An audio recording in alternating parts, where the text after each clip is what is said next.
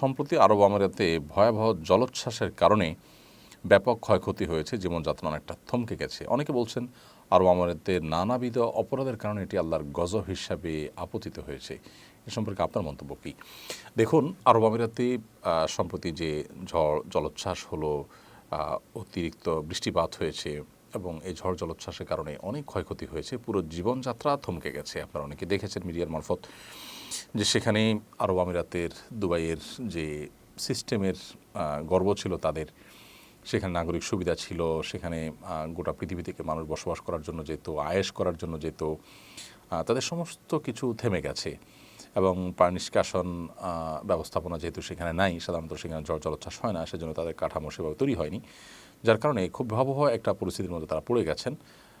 এবং পানি নেই, আপনার গ্যাস বিদ্যুৎ নেই, এরকম একটা পরিস্থিতিতে তারা পড়েছেন যেটা ইতিপূর্বে তারা পড়েননি কখনো। তো এটি আল্লাহ তাআলার তরফ থেকে তাদের জন্য অ্যালার্ম হতে পারে, সেটা একেবারেই স্বাভাবিক হতেই পারে। সাধারণত কোনো বিপদ আপদ হলে একজন ইমানদার, একজন মুসলিম, সেটিকে আল্লাহর পক্ষ থেকে তার কোনো পাপের জন্য অ্যালার্ম, সতর্কবার্তা হিসাবে তিনি নেবেন, তিনি সেজন্য সতর্ক হবেন। কোরআনে কারিমে আল্লাহ তাআলা এমনটি বলেছেনও, যহরাল ফাসাদু ফিল বাররি ওয়াল বাহরি বিমা কাসাবাত আইদিন নাস লিয়ুযিকাহুম বা'দাল্লাযী আমিলু লাআল্লাহুম ইয়ারজিউন। স্থলে জলে যে সমস্ত ব্যত্যয়, ফাসাদ, সমস্যা তৈরি হয়, এগুলো মানুষের হাতের কামাইয়ের কারণে হয়ে থাকে, যাতে করে মানুষ ফিরে আসতে পারে, সংশোধন হতে পারে, সে সুযোগ আল্লাহ তাআলা তাদেরকে দেন, অ্যালার্ম দিয়ে থাকেন। তো এটি সতর্কবার্তা হতে পারে তাদের জন্য। আবার একই সাথে তাদের পাপের জন্য শাস্তিস্বরূপ হতে পারে, আল্লাহ তরফ থেকে পরীক্ষা হতে পারে। যে কোনো বিপদ আপদ হলেই সেটি আল্লাহ তাআলার তরফ থেকে পরীক্ষা হতে পারে। আল্লাহ তাআলা বলেছেন, ওয়ালানাবলুওয়ান্নাকুম বিশাইইন মিনাল খাউফি ওয়াল জু'i ওয়া নাকসিন মিনাল আমওয়ালি ওয়াল আনফুসি ওয়াস সামারাত। মানুষকে আল্লাহ তাআলা ভয়, ভীতি, শঙ্কা, ক্ষুধা, জান এবং মাল হানি, সম্পদের ক্ষতি, ফসলের ক্ষতি ইত্যাদি দিয়ে আল্লাহ তাআলা মানুষকে পরীক্ষা করেন। যারা ধৈর্য ধারণ করতে পারেন, সবর করতে পারেন, তাদেরকে আল্লাহ তাআলা সুসংবাদ দিতে বলেছেন। তো এটি পরীক্ষা যেমন হতে পারে, সতর্কবার্তা হতে পারে, পাপের প্রায়শ্চিত্ত হতে পারে। এটি ঠিক যে কোনো মানুষ যখন পাপাচার করে, সীমা ছাড়িয়ে যায়, আল্লাহ তাআলা একসময় না একসময় তাকে পাকড়াও করেন। এই পাকড়াও কি সে পাকড়াও হতে পারে, আবার জাস্ট অ্যালার্মিং হতে পারে।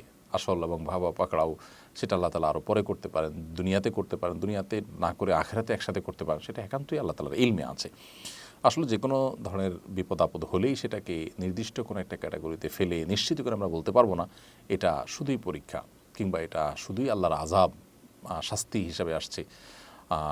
এরকম নিশ্চিত করে আমরা বলার সুযোগ নেই, কারণ আমাদের কাছে ওহী আসে না। নবীগণ থাকলে তাদের কাছে ওহী আসতো, তারা বলতে পারতেন যে এটা আল্লাহর পক্ষ থেকে আযাব হিসাবে আসছে, এটা আল্লাহর পক্ষ থেকে পরীক্ষা হিসাবে আসছে। কিন্তু আমরা যেহেতু সবগুলো অপশনই এখানে আপনার সম্ভাব্য, সো আমরা এটাকে আল্লাহর পক্ষ থেকে পরীক্ষা হিসাবে নিতে পারি, অ্যালার্ম হিসাবে নিতে পারি, এবং সতর্কবার্তা হিসেবে নিতে পারি, পাপের শাস্তি হিসেবে নিতে পারি।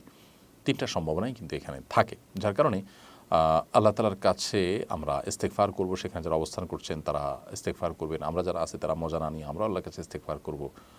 আল্লাহ আমাদের সবাইকে যেন ক্ষমা করেন। সন্দেহ নেই যে সেখানে নানা রকম পাপাচার হচ্ছে, ভয়াবহ একটা অবস্থা তৈরি হয়েছে। একটা মুসলিম প্রধান দেশে এ ধরনের কর্মকাণ্ড সত্যি বেদনাদায়ক, সত্যি সেটা আমাদের জন্য দুর্ভাগ্যজনক। পৃথিবীর সবচেয়ে বেশি অপরাধীদের অভয়ারণ্য বা অপরাধ কর্মের সবচেয়ে নিরাপদ জায়গাগুলোর একটি মনে করা হয় সেটি আমাদের জন্য লজ্জার এবং দুশ্চিন্তার। আমরা দোয়া করি আল্লাহ তাআলা তাদেরকে সংশোধনের পথে ফিরে আসার তৌফিক দান করুন। এটাকে অ্যালার্ম হিসাবে নিয়ে তারা যেন সংযমী হন, তারা যেন সতর্ক হন। আল্লাহ তাআলা তাদেরকে সে তৌফিক দান করুন এবং গোটা বিশ্বের মুসলমানদেরকে আল্লাহ যেন হেফাজত করেন এবং তওবা করে আল্লাহর আনুগত্যের পথে ফিরে আসার তৌফিক দান করেন, আমরা সেই দোয়া করি। আস-সুন্নাহ ফাউন্ডেশন, উম্মার স্বার্থে সুন্নাহর সাথে।